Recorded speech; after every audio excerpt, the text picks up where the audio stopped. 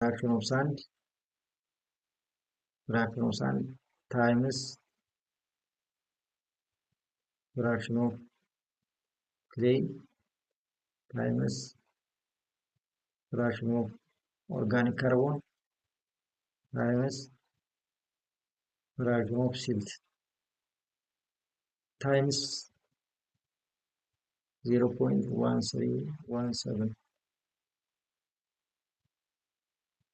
ካረግን በኋላ ኦኬ ላለሁኝ እንደምታዩት የኬ ፋክተር ካልኩሌት አድርጎ ጨርሰልኝ ማለት ነው። እዚህ ኬ ፋክተርን ካልኩሌት አድርጎ ጨርሰልኝ ማለት ነው።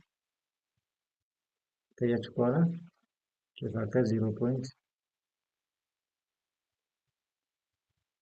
0.035 0.027 አለ።